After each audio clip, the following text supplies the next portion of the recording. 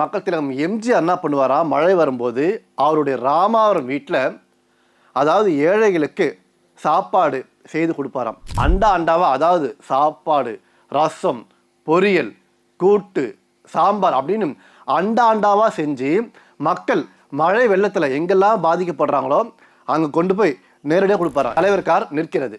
அப்பொழுது பயங்கர மழை.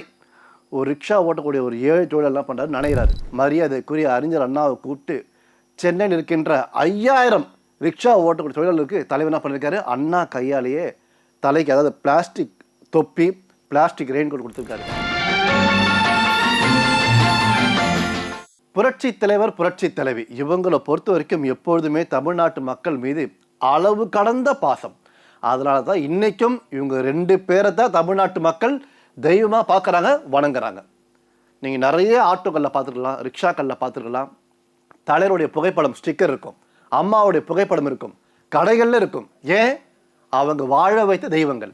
இதை நான் ஏன் சொல்கிறேன்னா, தமிழ்நாட்டில் தலைவர் ஆட்சி, அம்மா ஆட்சியில் பயங்கர மழை வரும், விவசாயம் செழிக்கும்.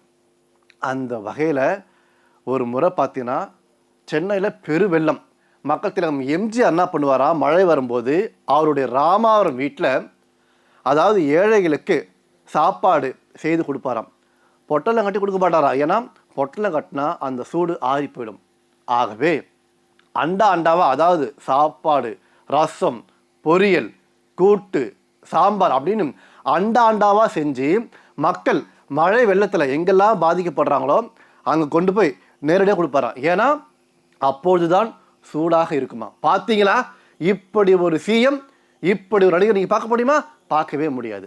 அந்த வகையில் தலைவர் என்ன பண்ணுறாரு, ஒரு முறை நடிகராக இருக்கும்போது காரில் போயிட்டே இருக்கார். எங்கே? கோடம்பாக்கம் கிட்ட. இப்போ இருக்கிற மாதிரி அன்றைய காலகட்டங்களில் பாலம்லாம் கிடையாது. அந்த ரயில்வே கேட் இருக்கும், அதை தாண்டி தான் போகணும்.